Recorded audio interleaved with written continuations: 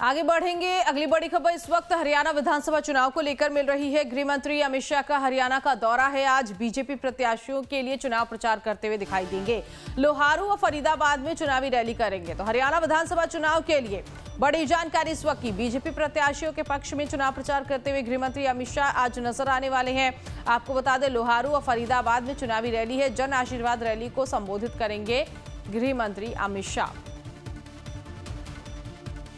तो आज गृह मंत्री अमित शाह हरियाणा के दौरे पर आ रही हैं और 5 अक्टूबर को हरियाणा विधानसभा चुनाव है। 90 विधानसभा सीटें और 8 अक्टूबर को रिजल्ट आएगा।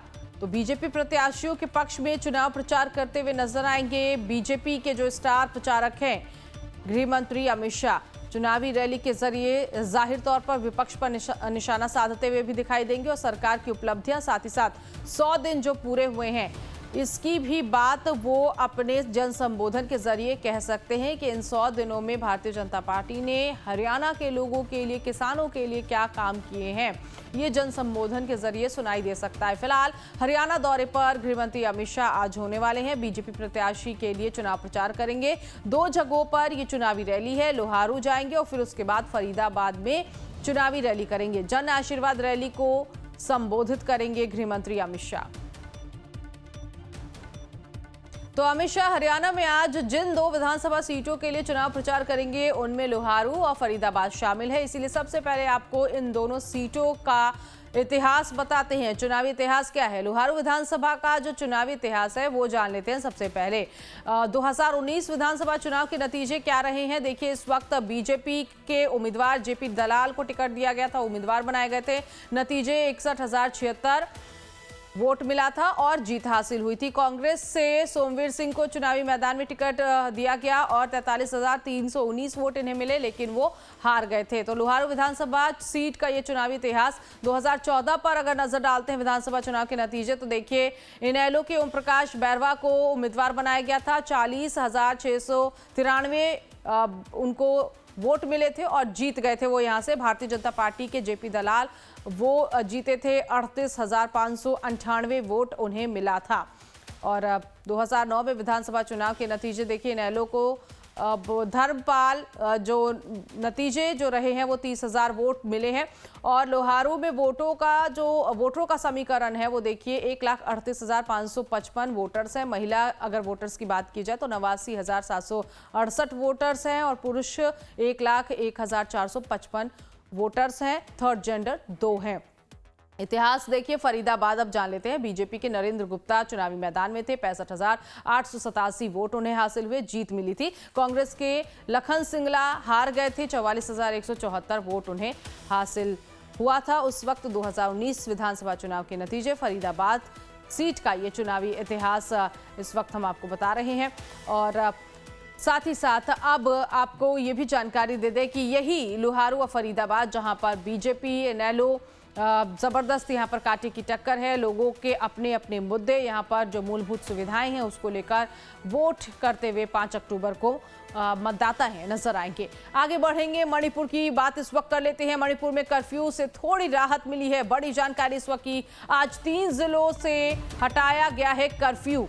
बड़ी खबर इस वक्त की, मणिपुर में जिस तरह से हालात बने हुए थे, कर्फ्यू लगा दिया गया था। अब 3 जिलों से ये कर्फ्यू हटाया गया है। सुबह 5 बजे से शाम 6 बजे तक कर्फ्यू में ढील दी गई है और लोग अपने घरों से निकल सकते हैं, क्योंकि घरों से निकलने पर प्रतिबंध जो लगाया गया था उसे हटा दिया गया। इंटरनेट पर अभी 20 सितंबर तक प्रतिबंध जारी रहेगा। जो इंटरनेट पर प्रतिबंध लगाया गया था उसे 20 सितंबर तक बढ़ाया गया है। मणिपुर में इस वक्त हालात जो है अभी भी संवेदनशील बना हुआ है, स्थिति ठीक नहीं है, लेकिन हाँ थोड़ी ढील दी गई है। सुबह 5 बजे से शाम के 6 बजे तक 3 जिलों में कर्फ्यू में ढील दी गई है। आवागमन हो सकता है, लेकिन इमरजेंसी ही है तभी आने जाने की परमिशन मिल सकती है। इंटरनेट पर फिलहाल 20 सितंबर तक रोक लगी रहेगी।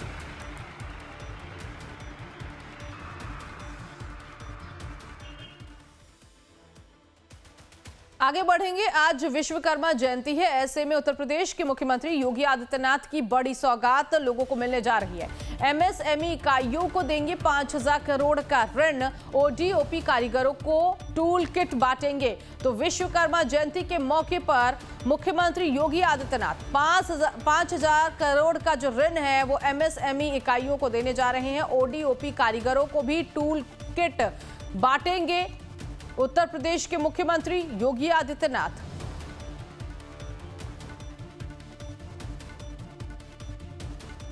तो विश्वकर्मा जयंती पर सीएम योगी की ये सौगात।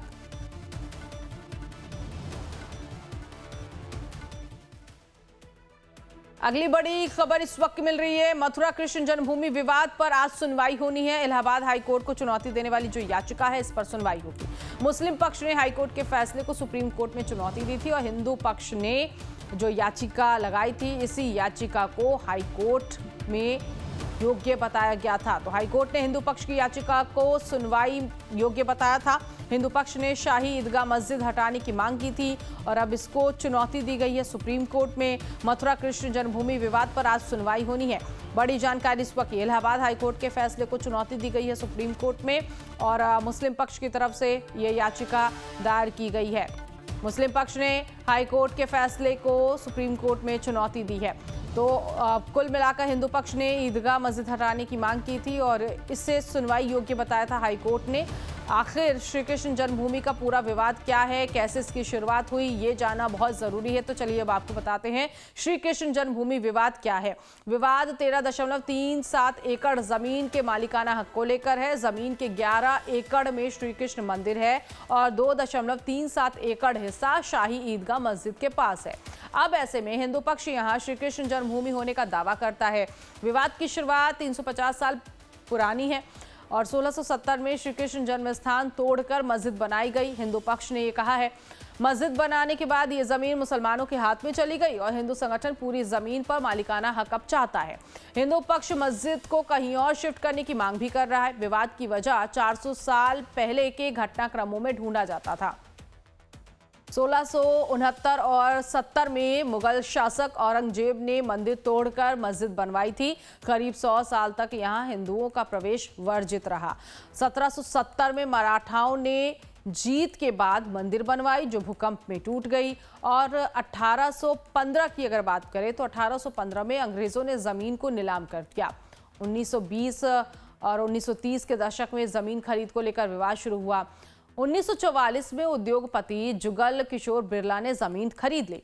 1951 में श्री कृष्ण जन्मस्थान ट्रस्ट बना और 13.37 एकड़ जमीन दे दी गई। 1953 में ट्रस्ट के पैसे से जमीन पर मंदिर का निर्माण शुरू हुआ। 58 में मंदिर बनकर तैयार भी हुआ और 68 में मुस्लिम पक्ष के साथ एक समझौता हुआ।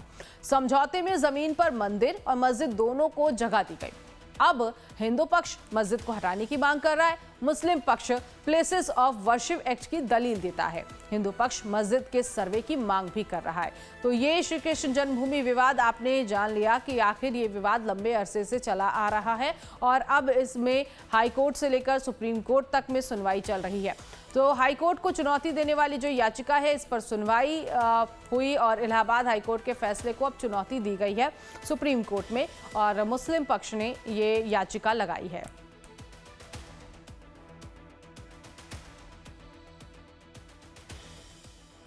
और अब बात कर लेते हैं चीन की। चीन में 75 साल के सबसे बड़े तूफान ने दस्तक दी है। ये तूफान इतना भयावह है कि शंघाई जैसे बड़े शहर के भी पैर उखाड़ दिए हैं। 600 से ज्यादा फ्लाइट्स और सैकड़ों ट्रेनें रद्द कर दी गई। 150 किलोमीटर प्रति घंटे की रफ्तार से भी तेज हवाएं चल रही हैं जो इंसान को झकझोर रही हैं। तूफान बेबीनका ने चीन का के 4.5 लाख लोगों को शिफ्ट करने पर मजबूर कर दिया है।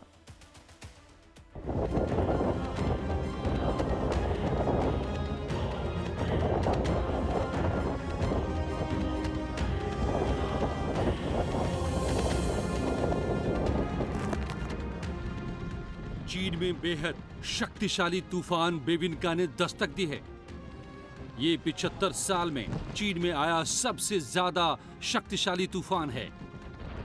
ये तूफान शंघाई में भीषण तबाही लाने वाला साबित हो सकता है। इससे पहले 1949 में शंघाई में तूफान ग्लोरिया ने तबाही मचाई थी।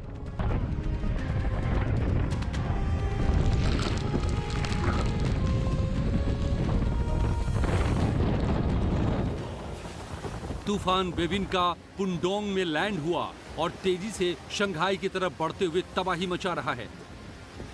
शंघाई में 155 किलोमीटर प्रति घंटे की रफ्तार से हवाएं चल रही हैं।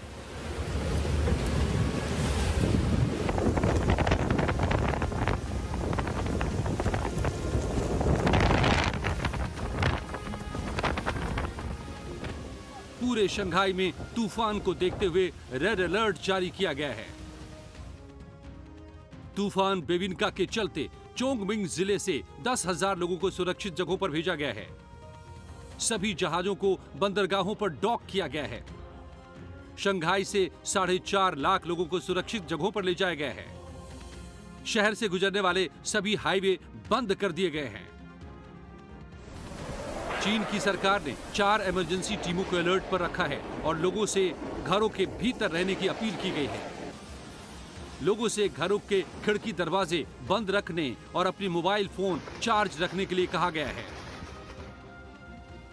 शंघाई के होंग कियाओ और पुंडोंग हवाई अड्डे पर सभी उड़ानें रद्द कर दी गई हैं। 600 से ज्यादा उड़ानें रद्द और डाइवर्ट की गई हैं। सभी पुलों को भी बंद किया गया है।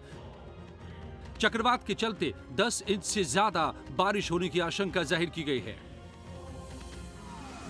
बेबिन का तूफान इस साल चीन में आने वाला 13वां तूफान है।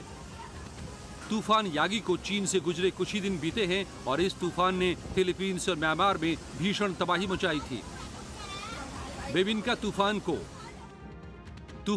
का कैटेगरी 1 का तूफान है। कैटेगरी 1 में हवा की गति 152 किलोमीटर प्रति घंटा तक होती है। कैटेगरी 2 के तूफान में हवा की रफ्तार 177 किलोमीटर प्रति घंटा तक होती है। कैटेगरी 3 के तूफान में हवा की गति 207 किलोमीटर प्रति घंटा तक होती है।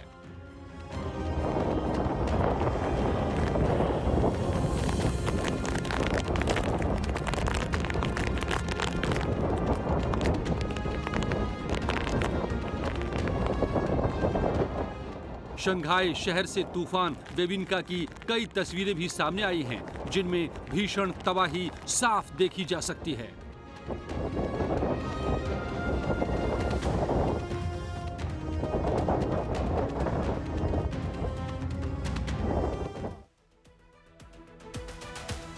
और अब आपको एक ऐसी टेक्नोलॉजी बता रहे हैं जिसका नाम एज प्रोग्रेशन है। इस टेक्नोलॉजी की मदद से अब बिछड़े हुए बच्चों को फिर से उनके माता पिता से मिलाया जा सकेगा।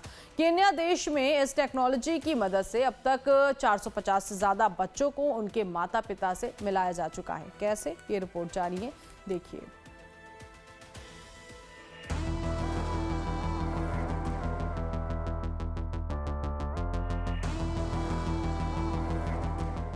एज प्रोग्रेशन तकनीक अब खोए हुए बच्चों और उनके माता पिताओं से मिल पाना संभव होगा। इस तकनीक की मदद से केन्या में अब तक 450 से ज्यादा बच्चों को और उनके परिजनों को मिलाया जा चुका है। राशि अग्रवाल ने एज प्रोग्रेशन तकनीक की खोज की है। राशि अग्रवाल ने बताया कि केन्या में इसी तकनीक के माध्यम से 450 बच्चे खोजे गए थे जो बचपन में अपनों से बिछड़ गए थे। इसके बाद राजस्थान पुलिस की मदद से इस तकनीक का इस्तेमाल शुरू किया गया है, जिसका अच्छा खासा रेस्पॉन्स भी मिल रहा है। अब इसे उत्तर प्रदेश में शुरू करेंगे। सबसे पहले कानपुर में इस तकनीक के इस्तेमाल से खोए हुए बच्चों को खोजने का काम किया जाएगा। इस तकनीक के संबंध में डीसीपी क्राइम आशीष श्रीवास्तव ने बताया, अक्सर बचपन में खोने वाले बच्चों को खोजने से तत्काल खोज लिया जाए तो बेहतर होता है। किन्हीं कारणों से बच्चे नहीं खोज पाते और ज्यादा समय बीत जाने पर खोजने में दिक्कत आ जाती है।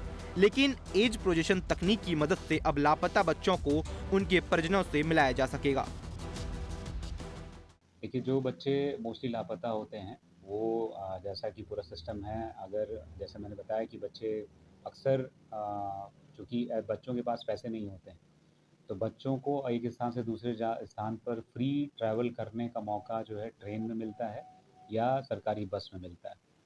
तो सरकारी जो भी जहाँ भी हमारे बस स्टैंड हैं या हमारे रेलवे स्टेशंस हैं, वहाँ पर अक्सर बच्चे मिलते हैं जो कहीं दूसरी जगह से खो करके या रास्ता भटक करके आए होते हैं।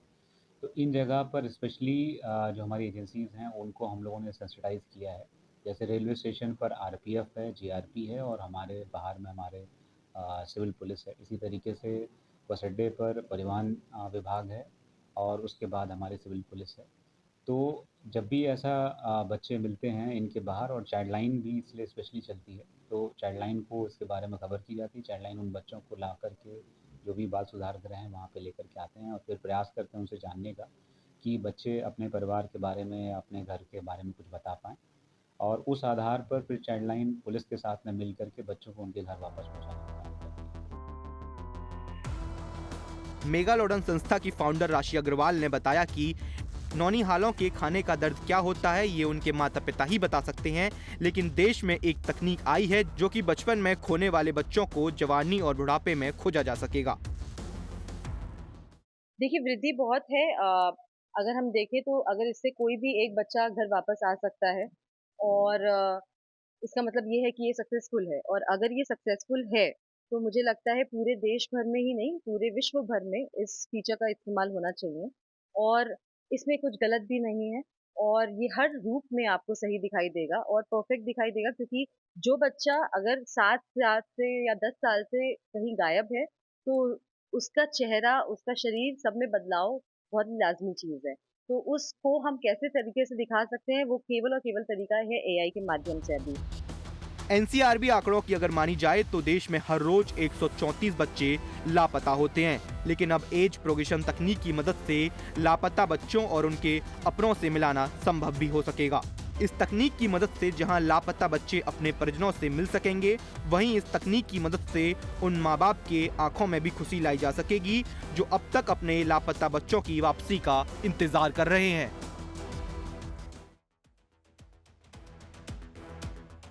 आगे बढ़ेंगे, खबर बिहार से मिल रही है। कैमूर में हो रही भारी बारिश की वजह से करकटगढ़ वाटरफॉल में 11 टूरिस्ट फंस गए। सूचना मिलने पर पहुंची एनडीआरएफ और एसडीआरएफ की टीम ने 14 घंटे की कड़ी मशक्कत के बाद सभी टूरिस्ट को सुरक्षित बाहर निकाला। ये रिपोर्ट देखिए। बिहार के कैमूर में करकटगढ़ वाटरफॉल पर पिकनिक मनाने गए 11 टूरिस्ट भारी बारिश की वजह से फंस गए। अधिकारियों के मुताबिक राज्य पुलिस और वन अधिकारियों ने उनका रेस्क्यू करने की कोशिश की, लेकिन वे कामयाब नहीं हुए। इसके बाद एनडीआरएफ और एसडीआरएफ ने मोर्चा संभाला। 14 घंटे तक रेस्क्यू ऑपरेशन में सभी टूरिस्टों को सुरक्षित बचा लिया गया।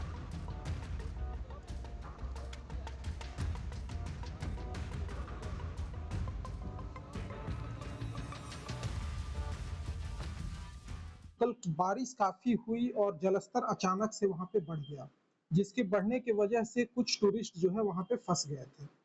तो उनको रेस्क्यू के लिए ऑपरेशन वहां पे चलाया गया। तो पहले स्थानीय पुलिस और जो वन विभाग की टीम है उनके द्वारा कोशिश की गई, लेकिन तेज प्रवाह होने की वजह से उनको निकाला नहीं जा पा रहा था। तो फिर हम लोगों ने एसडीआरएफ की टीम जो बक्सर में स्टेशन है और एनडीआरएफ की टीम जो पटना में स्टेशन है, उनको खबर पहुंचाई गई और फिर वहां से वो टीम आई और लगभग 14 घंटे का पूरा ये ऑपरेशन चला है। और ये खुशी की बात है कि जो हमारे सारे 11 लोग फंसे हुए थे उसमें सबको सकुशल निकाल लिया गया है। टूरिस्टों के बाहर आते ही उनका मेडिकल किया गया।